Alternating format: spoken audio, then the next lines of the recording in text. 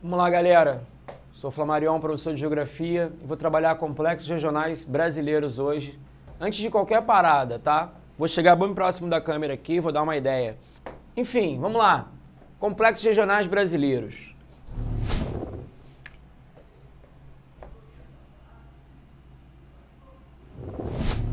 Primeiro eu quero falar sobre a palavra região, de regional. Região vem do latim regio,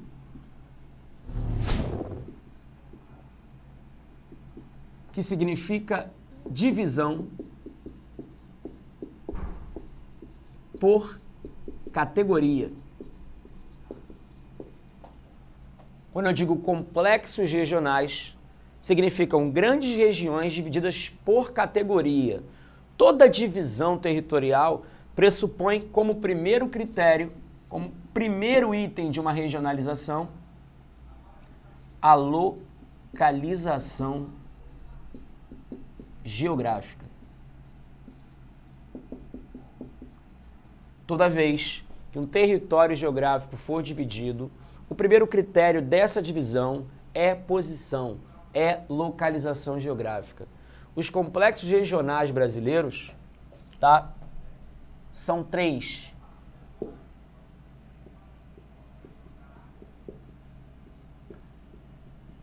Segundo o IBGE,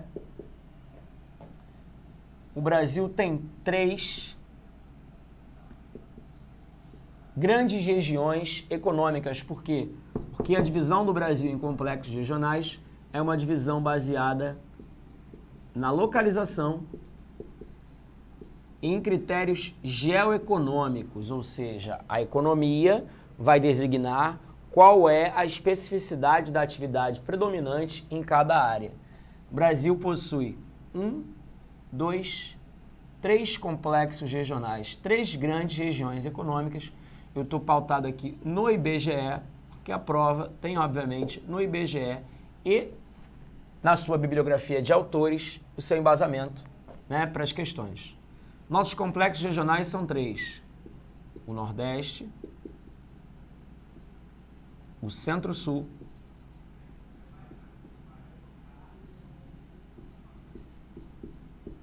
e a Amazônia. Antes da divisão do Brasil em complexos regionais, de eu formatizar aqui o mapa, eu vou dizer o seguinte. Esta divisão não respeita as divisas. Vou escrever não divisão para não ficar repetitivo, mas esta regionalização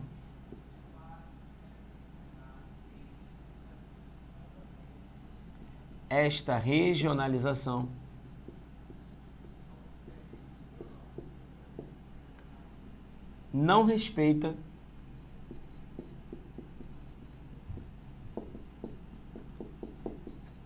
as divisas dos estados. Uma das coisas que eu falei mais importantes, se não a mais importante até agora.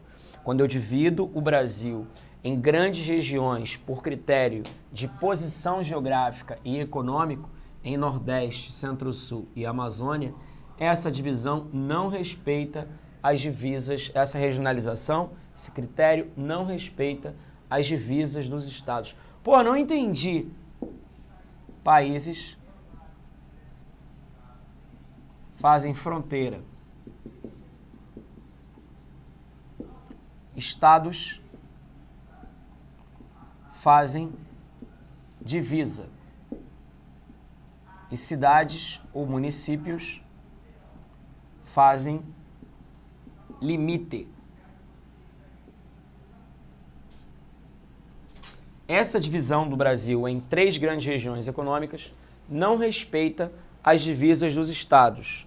Não significa que um estado vai estar completamente dentro de uma região geoeconômica, tá? Ou que um estado vai figurar totalmente fora de uma região geoeconômica.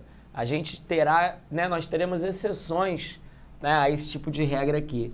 Se eu estivesse tratando do Brasil político-administrativo segundo o IBGE, tá, que é um Brasil dividido em 5 grandes ou em 5 macro-regiões, aí as coisas seriam diferentes.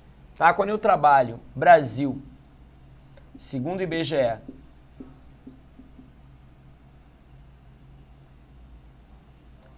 político-administrativo,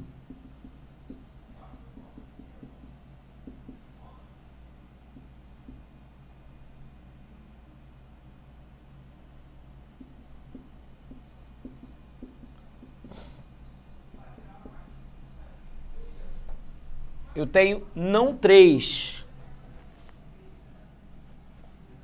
grandes regiões, mas eu tenho 5 grandes regiões. Nordeste, Sudeste, Sul, Centro-Oeste e Norte. Então, totalizando aqui 5 grandes regiões, 5 macro ou grandes regiões brasileiras. Diferente da classificação, daqui a pouco eu vou mostrar em mapas, diferente da classificação do Brasil geoeconômico, que é o que a gente está dando foco agora, esse Brasil político-administrativo, ele respeita as divisas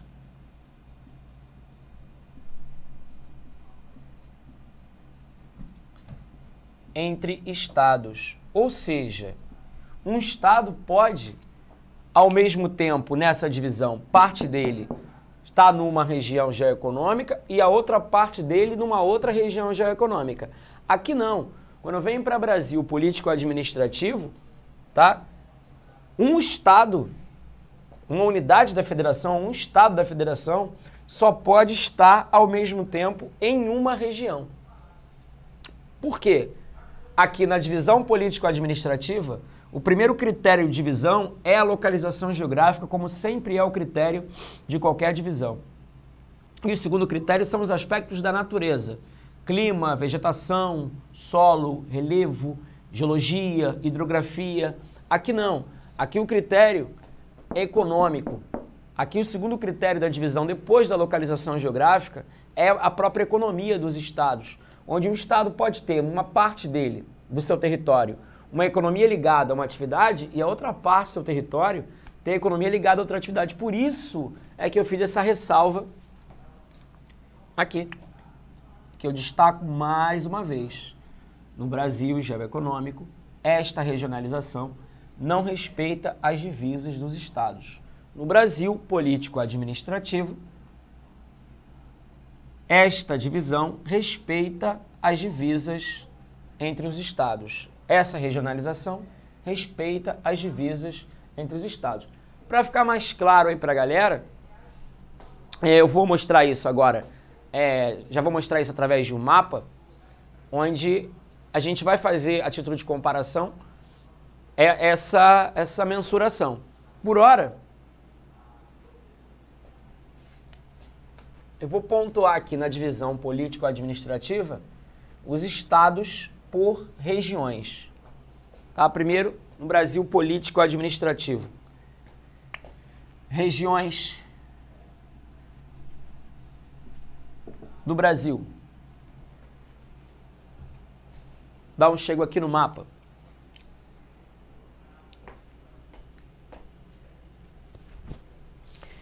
Em amarelo, a região Nordeste, composta por 9 estados, ou por 9 unidades federativas. Maranhão, Piauí, Ceará, Rio Grande do Norte, Paraíba, Pernambuco, as Alagoas, Sergipe e a Bahia. Esses são os estados que compõem a região Nordeste, no sentido político-administrativo. Por que esses são os estados da região Nordeste? Primeiro, porque geograficamente falando, em termos de posição, eles estão no Nordeste do território. Por isso é que eles são estados da região Nordeste. Meu segundo critério para arrumar esses estados assim, meu segundo critério são os aspectos da natureza, como eu mencionei. Clima, solo, a vegetação, o relevo desses estados, eles são parecidos. Por isso eles foram agrupados dessa forma. Essa divisão é a divisão, repito, ibegiana, de 1988. O Brasil nem sempre teve 26 estados no Distrito Federal e nem sempre teve 5 regiões com esse arranjo. Esse é um arranjo atual, que é o mais importante, porque é assim que cai na prova.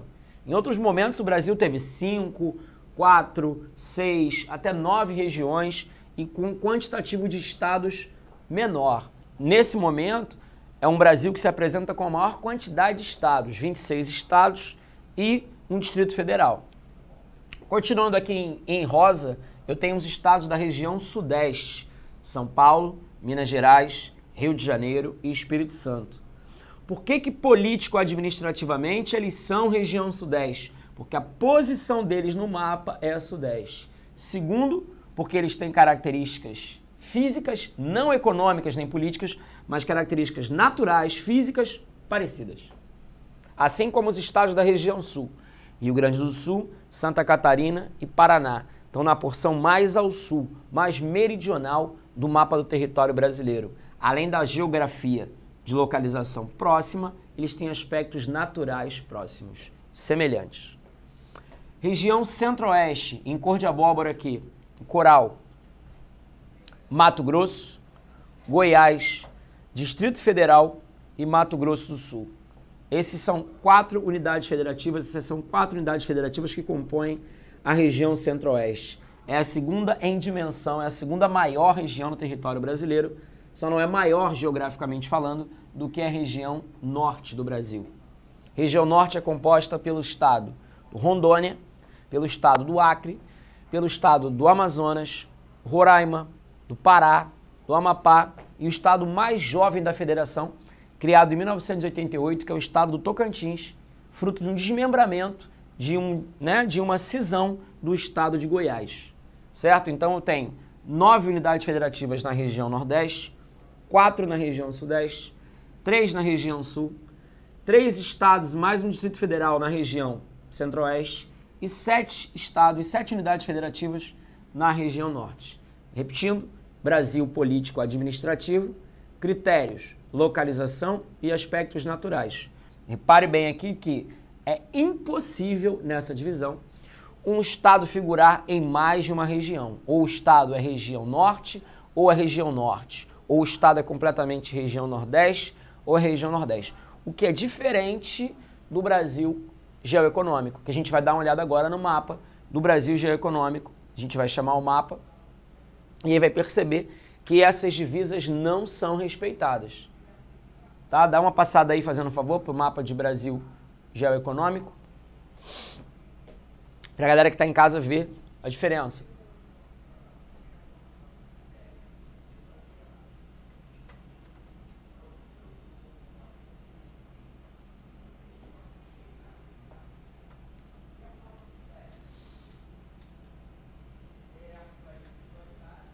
Dá uma passada no mapa aí de Brasil geoeconômico, o outro mapa, por favor.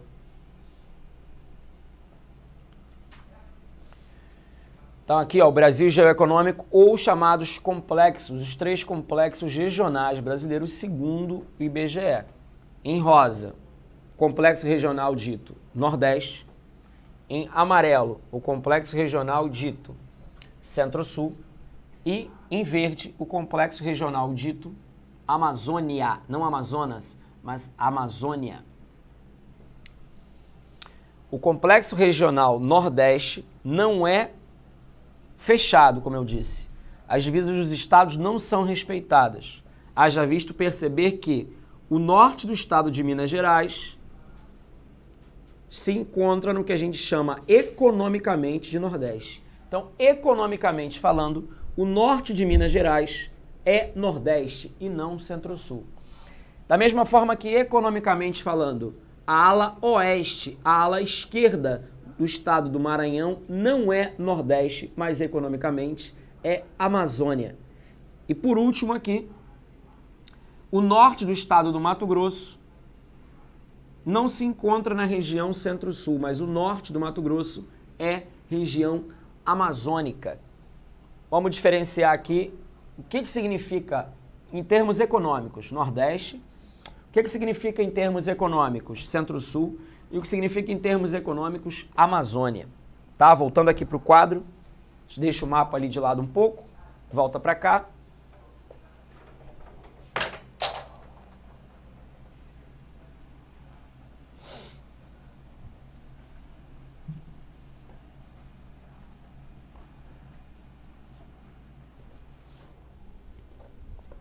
Quando a gente fala no sentido econômico Nordeste, a gente está falando da parte do território brasileiro onde há um predomínio de atividade agropecuária.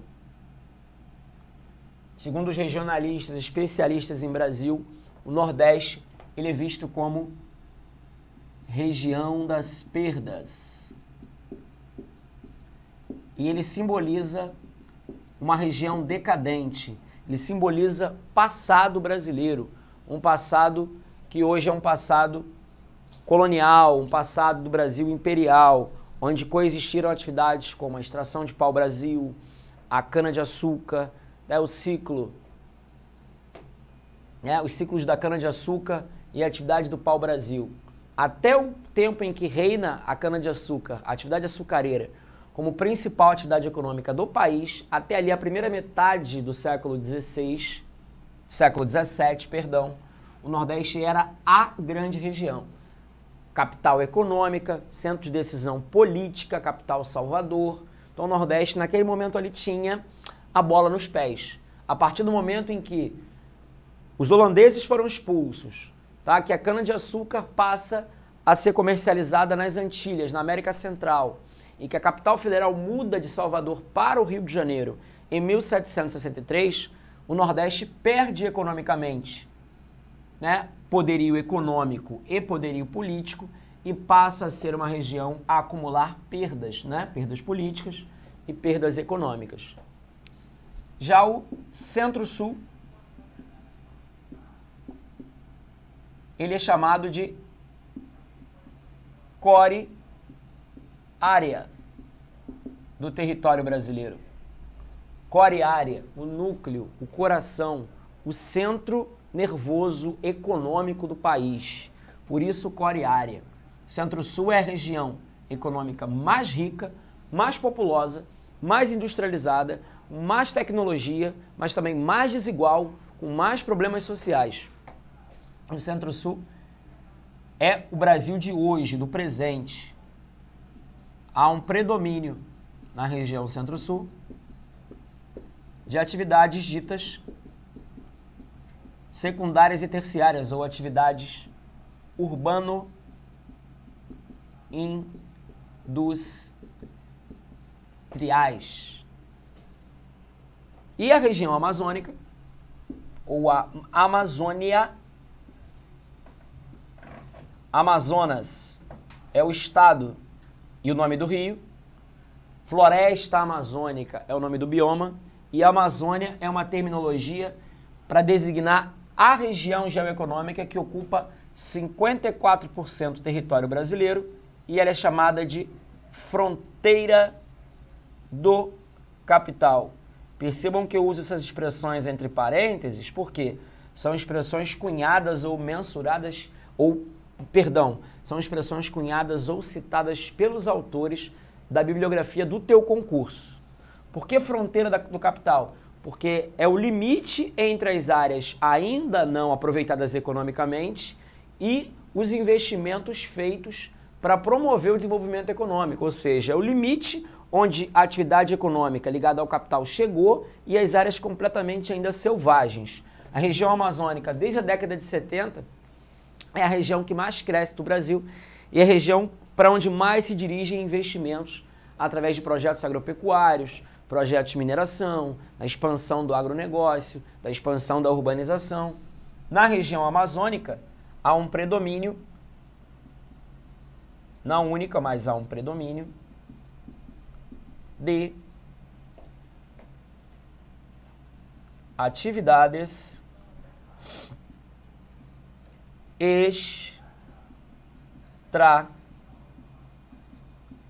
extrativistas. Extrativismo mineral, extrativismo vegetal e o extrativismo animal, com a caça e com a pesca. Então, assim me despeço, nosso primeiro bloco aqui sobre Brasil geoeconômico, trazendo à tona, né, a divisão essencial das regiões e a localização, o que são inseridos ou não nessas áreas. Numa próxima aula eu venho esmiuçando, né, detalhando a subdivisão do Nordeste, né, em 4 mesorregiões, a subdivisão da região Centro-Sul em 3 mesorregiões e da região amazônica também em 3 regiões. Valeu, obrigado, não esmoreça, continue estudando, tua prova vai acontecer, tudo isso vai passar, tenha força, tenha fé, segura a onda e ó, deixa a peteca cair não, que o segredo é essa parada aqui, ó, praticar. Valeu!